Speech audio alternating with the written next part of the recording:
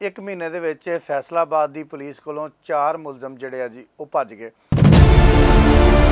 ਤੇ ਕਚਹਿਰੀਆਂ ਜਦੋਂ ਪੁਲਿਸ ਵਾਲੇ ਆਂਦੇ ਆ ਪਤਾ ਨਹੀਂ ਉਹ ਬੂਟੀ ਬਾਟੀ ਪੀ ਲੈਂਦੇ ਆ ਜਾਂ ਕੀ ਰੌਲਾ ਹੁੰਦਾ ਵਾ ਤੇ ਆਲਾ ਅਫਸਰਾਂ ਨੇ ਉਹਨਾਂ ਦਾ ਟੈਸਟ ਵੀ ਕਰਵਾ ਲੈਣਾ ਚਾਹੀਦਾ। ਇਹਦੇ ਵਿੱਚ ਮੇਰਾ ਖਿਆਲ ਆ ਕੋਈ ਹਰਜ ਨਹੀਂ ਹੈ। ਕੇਟੀ ਦਾ ਮੁਲਜ਼ਮ ਜਨਾਬ ਕਚਹਿਰੀਆਂ 'ਚ ਲੈ ਕੇ ਆਏ ਤੇ ਉਹ ਕਚਹਿਰੀਆਂ 'ਚ ਭੱਜ ਗਿਆ। बिस्मिल्लाहिर्रहमानिर्रहीम अस्सलाम वालेकुम। अच्छा जी अज एक फिर क्राइम की स्टोरी लैके तुहाडी खिदमत हाज़र होया तो क्राइम की स्टोरी है कि फैसलाबाद की पुलिस है तो साडी जान माल इज्जत आबरू की तहफ़ुज़ करती है तो करती भी है।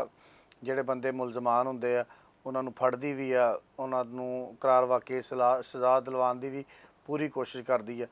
लेकिन जिहड़ी अज मेरे हाथ दे विच चिट फड़ी हुई है ना तो बेसिकली चिट तो हैगी आ KFC वालियां दी, लेकिन ये पिछे जो लिखा है ना ये थोड़ा जिहा हैरानकुन आ। एक महीने दे विच फैसलाबाद की पुलिस कोलों 4 मुलजम जिहड़े आ जी वो भज गए। या इन्होंने घुट के नहीं फड़े सीगे, की रौला सीगा की नहीं, हथकड़ियाँ नहीं लाइयां सीगियां, सहूलियात दी कमियां सीगियां। इहदी तफ्तीश करना फैसलाबाद के पुलिस अफसरान का काम। मैं तुहानूं डिटेल दिना जी। एक KPK ਦੇ ਵਿੱਚ ਮੁਲਜ਼ਮ ਸੀਗਾ। KPK ਦਾ ਚੈੱਕ ਦੇ ਮੁਕੱਦਮੇ ਦਾ ਸੀਗਾ ਤਕਰੀਬਨ 90 ਲੱਖ ਰੁਪਏ ਉਹਦੇ ਵਾਲਾ ਅਮਾਊਂਟ ਸੀਗੀ। ਉਹ ਜਨਾਬ ਕਚਹਿਰੀਆਂ 'ਚ ਲਿਆ ਕੇ ਪੇਸ਼ ਕੀਤਾ ਜੀ ਤੇ ਰਾਹਦਾਰੀ ਰਿਮਾਂਡ ਵਾਸਤੇ ਤੇ ਉਹਨੇ ਪੁਲਿਸ ਨੂੰ ਕਿਹਾ ਜੀ ਮੈਂ ਆਇਆ ਤੇ ਉਹ ਹਲੇ ਤੱਕ ਨਹੀਂ ਆਇਆ। ਉਹਨੂੰ ਹੁਣ ਪੁਲਿਸ ਲੱਭਦੀ ਫਿਰਦੀ ਆ। ਮੁਕੱਦਮਾ ਦਰਜ ਹੋ ਗਿਆ ਜੀ ਥਾਣਾ ਕੋਤਵਾਲੀ ਦੇ ਵਿੱਚ। ਥਾਣਾ ਮਦੀਨਾ ਟਾਊਨ ਦੇ ਵਿੱਚੋਂ ਜੀ 392 ਦਾ ਮੁਲਜ਼ਮ ਭੱਜ ਗਿਆ ਜੀ।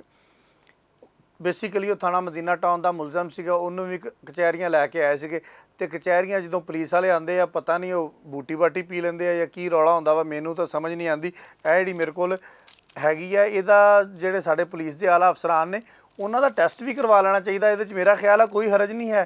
एक आम तुसीं बंदा फड़दे हो जिहड़ा तुहानूं लगदा वा कि वो मतलब कोई इदां दे विच मुलव्वस हो सकदा तो उहदा टेस्ट कराउण दे विच हरज तो कोई नहीं। हुण या तां फैसलाबाद दे पुलिस वाले जिहड़े उत्थे लैके जांदे आ उन्हां ने बूटी पीती हुंदी आ या वो कुछ सुंघ के आंदे आ या वो सौ जांदे आ। ये तो हुण अल्लाह ही बेहतर जानदा। ये तो तुसीं टेस्ट कराओगे तो पता लगेगा। कोई मसले का हल नहीं हैगा कि तुसीं उन्हां पुलिस वालियां ते परचा दिता, उन्हां नूं डिसमिस कीता ते ठीक 3 महीने बाद उन्होंने उन्हां थाणिਆਂ ਦੇ ਵਿੱਚ ਹੀ ਤਾਇਨਾਤ होना वा जितों ये मुलजम भज्जे होने आ। मदीना टाउन ਦੇ ਵਿੱਚੋਂ थाणा 392 ਦਾ मुलजम 392 ਦਾ मतलब ਹੁੰਦਾ डकैती ਦਾ मुलजम भज गया जी। थाणा मिलर टाउन ਦੇ अंदरों जी ਉਹਦਾ ਜਿਹੜਾ मुलजम ਸੀਗਾ एक चोरी ਦਾ ਉਹਨੂੰ ਲੈ ਕੇ ਆਈ पुलिस, वो भी रफू चक्कर हो गया पुलिस वाले चगमा दे के। तो अज जो मैं बैठा हूँ तुहानूं विला करन दिया जी तो मेरे को एक FIR आई जी थाणा मरीद वाले चों। थाणा मरीद वाले दे विच डकैती का मुलजम जनाब कचहरियां 'च लैके आए तो कचहरियां 'च भज गया। हुण हुंदा की है, भज गया मुलजम, पुलिस वाले जिहड़े उन्हां दे पेटी वाले पेटी बंद पाई हुंदे उन्हां नूं फड़दे आ, फड़ के अंदर दिंदे आ, परचा दिंदे आ। अफसराने बाला जनाब उन्हां नूं नौकरी तो फारग करदे आ, ताड़ियां मारदे आ, बल्ले बल्ले करदे आ ते काम मुक जांदा वा। खैर मुलजम भी बाद दे विच फड़े जांदे आ। मेरा कहण दा मकसद यह है क्या इस गल दे उत्ते इंक्वायरी नहीं होनी चाहिए कि ये मुलजम एक महीने दे विच 4 मुलजम फैसलाबाद च भज गए।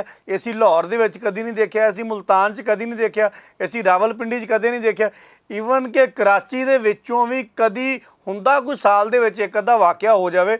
ये कोई सारे फरिश्ते नहीं हुंदे हैगे, वाक़या तो इदां दे हो जांदे आ। कोई इक्का दुक्का वाक़या पेश आ गया, बंदा कहंदा चलो यार कोई गल नहीं, पुलिस वाले आ इंसान आ, कोई गलती कर सकते हैं। बिल्कुल असीं मानते हैं जी इंसान आ, गलती कर सकते हैं। क्या एक महीने दे विच 4 वाक़यात हो जाना ये गलती है? ये बलंडर है जनाब। IG साहब इधर गौर फरमाओ, साढ़े फैसलाबाद की पुलिस जिहड़ी है वो करदी की पई है? इहदे ते बराबर तहकीकात करन IG साहब, देखण कि इहदे विच पुलिस एहलकारां दा कसूर आ या साडे अफसराने बाला दा कसूर आ। इहदे 2 एंगल है, मैं दोने कल्ले कल्ले करके निखार के अपने नाजरीन दे अगे रख देने आ।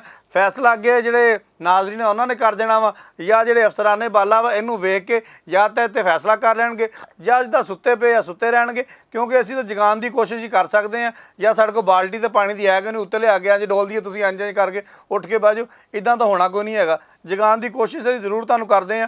इहदे विच एक अहम फैक्टर तो हैगा कि इन्हां पुलिस वालियां दे टैसट होने चाहिए। सब तो पहले कि इन्हां पुलिस वालियां ने क्यों इन्नी गफलत लापरवाही का मुजाहरा किया तो या फिर कोई इन्होंने माल मंत्र अपनी सज्जी या खब्बी जेब दे विच पा के ते इन्हां खतरनाक मुलजमां नूं भज्जण दी इजाजत दी। इन्हां दोनों चों एक फैक्टर हैगा जी।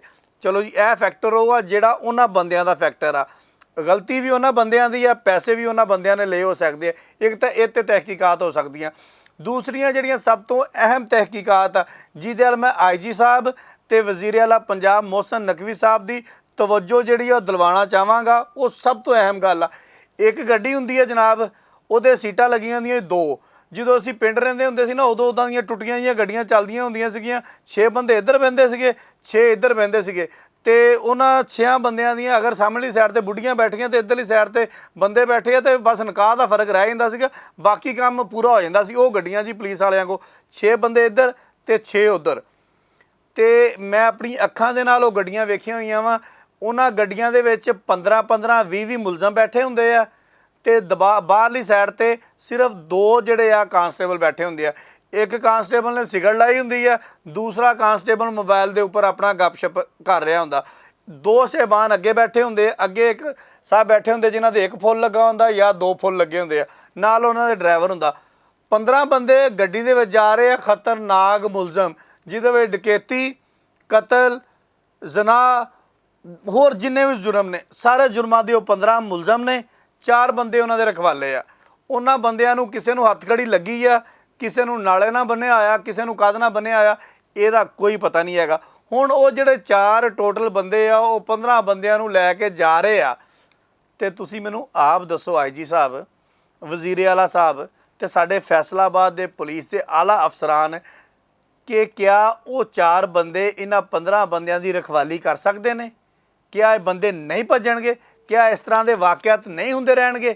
ਜਾਂ ਤਾਂ ਸਾਡੇ ਜਿਹੜੇ ਥਾਣੇ ਦੇ ਉੱਥੇ SHO ਸਾਹਿਬਾਨ ਬੈਠੇ ਨੇ, ਜਾਂ ਜਿਹੜੇ ਮੁੰਸ਼ੀ ਸਾਹਿਬਾਨ ਬੈਠੇ ਨੇ, ਉਹ ਇਸ ਅਹਿਲ ਨਹੀਂ ਹੈਗੇ ਕਿ ਉਹਨਾਂ ਕੋਲ ਆਪਣੀ ਨਫਰੀ ਪੂਰੀ ਨਹੀਂ ਹੁੰਦੀ, ਜਾਂ ਉਹਨਾਂ ਕੋਲ ਆਪਣੀਆਂ ਗੱਡੀਆਂ ਪੂਰੀਆਂ ਨਹੀਂ ਹੁੰਦੀਆਂ, ਜਾਂ ਗੱਡੀਆਂ ਜਿਹੜੀਆਂ ਵਾ ਨਿਆਣਿਆਂ ਨੂੰ ਸਕੂਲ ਛੱਡਣ ਚਲ ਜਾਂਦੀਆਂ ਵਾ, ਬਾਕੀ ਗੱਡੀਆਂ ਕਿੱਥੇ ਚਲ ਜਾਂਦੀਆਂ ਵਾ। ਇੱਕ ਗੱਡੀ ਦੇ ਵਿੱਚ ਜਿੱਦਾਂ ਆ ਕੁਰਬਾਨੀ ਨਵੀਂ ਗੁਜ਼ਰੀ ਹੈ, ਤੇ ਇੱਕ ਦੇ ਵਿੱਚ 11 ਬੱਕਰੀਆਂ ਪਾ ਕੇ ਤੇ ਭੇਡਾਂ ਪਾ ਕੇ ਤੁਸੀਂ ਲੈ ਆਉਂਦੇ ਹੋ। ਇੱਦਾਂ ਤੁਸੀਂ ਮੁਜਰਮ ਲੈ ਕੇ ਆਉਂਦੇ ਹੋ।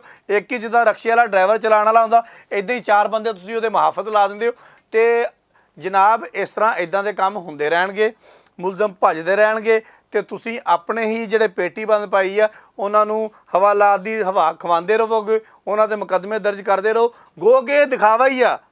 ਅੱਜ ਤੱਕ ਮੈਂ ਕੋਈ ਐਡਾ ਲੰਬਾ ਨਹੀਂ ਡਿਸਮਿਸ ਦੇਖਿਆ ਕਿ ਜਿਸ ਬੰਦੇ ਕੋਈ ਐਡਾ ਖਤਰਨਾਕ ਮੁਲਜ਼ਮ ਭੱਜਿਆ ਹੋਵੇ ਕਿ ਉਹਨੂੰ ਤੁਸੀਂ ਕੋਈ 2 ਸਾਲ ਨੌਕਰੀ ਤੋਂ ਬਾਹਰ ਬਿਠਾਇਆ ਹੋਵੇ। 2-3 ਮਹੀਨੇ ਦਾ ਹੀ ਫਰਕ ਪੈਂਦਾ ਵਾ। 2-3 ਮਹੀਨੇ ਘਰ ਰਹਿਣਗੇ, 2-3 ਮਹੀਨੇ ਬਾਅਦ ਦੁਬਾਰਾ ਆ ਜਾਣਗੇ, ਆ ਕੇ ਬਹਾਲ ਹੋ ਜਾਣਗੇ। ਉਹੀ ਜਾ ਕੇ ਥਾਣਾ ਮਦੀਨਾ ਟਾਊਨ ਲੱਗਣਗੇ, ਉਹੀ ਜਾ ਕੇ ਥਾਣਾ ਮਿਲਰ ਟਾਊਨ ਲੱਗਣਗੇ, ਉਹੀ ਜਾ ਕੇ ਥਾਣੇ ਮਰੀਦ ਵਾਲੇ ਲੱਗਣਗੇ। ਇਹ ਕੰਮ ਚੱਲਦਾ ਰਹੇਗਾ। ਲਿਹਾਜ਼ਾ ਉਹ ਫਰਦੌਸ ਆਸ਼ਕ ਅਵਾਨ ਕਹਿੰਦੀ ਹੁੰਦੀ ਆ ਕਿ ਜਨਾਬ, ਆਪਣੀ ਮੰਜੀ ਦੇ ਥੱਲੇ ਡਾਂਗ ਫੇਰੋ। ਇਹ ਸਾਨੂੰ ਆਪਣੀ ਮੰਜੀ ਦੇ ਥੱਲੇ ਡਾਂਗ ਫੇਰਨੀ ਪੈਣੀ ਆ ਕਿ ਕਸੂਰ ਹੈ ਕਿੱਥੇ ਆ। ਪਹਿਲੇ ਤਫਤੀਸ਼ ਹੋਣੀ ਚਾਹੀਦੀ ਹੈ ਕਿ ਉਹ ਜਿਹੜੇ ਬੰਦੇ 4 ਜਿਹੜੇ ਪੁਲਿਸ ਐਹਲਕਾਰ ਨਾਲ ਨੇ, ਉਹਨਾਂ ਨੂੰ ਚੈੱਕ ਕਰੋ ਕਿ ਉਹਨਾਂ ਦੀ ਗਫਲਤ ਨਾਲ ਭੱਜੇ ਨੇ ਕਿ ਪੈਸੇ ਲੈ ਕੇ ਭਜਾਏ ਗਏ ਨੇ। ਦੂਸਰੀ ਇਹ 'ਤੇ ਇਨਕੁਆਇਰੀ ਕਰੋ ਕਿ ਇੱਕ ਵੈਗਨ ਦੇ ਵਿੱਚ ਮੱਝਾਂ ਬੱਕਰੀਆਂ ਤਰ੍ਹਾਂ ਮੁਲਜ਼ਮ ਤੁੰਨ ਕੇ ਪਿੱਛੇ 2 ਬੰਦੇ ਤੁਸੀਂ ਮੁਹਾਫਤ ਖੜੇ ਕਰ ਦਿੰਦੇ ਹੋ। ਕਿਆ ਇਹ ਕਾਫੀ ਨੇ? ਅਗਰ ਨਾ ਕਾਫੀ ਨੇ ਤਾਂ ਇਹਨਾਂ ਦੀ ਤਾਦਾਦ ਵਧਾਓ, ਨਹੀਂ ਤਾਂ ਇਸ ਤਰ੍ਹਾਂ ਆਪਾਂ ਖੱਜਲ ਖਰਾਬ ਤਾਂ ਹੁੰਦੇ ਰਹਿਣਾ। ਬਹੁਤ ਸ਼ੁਕਰੀਆ।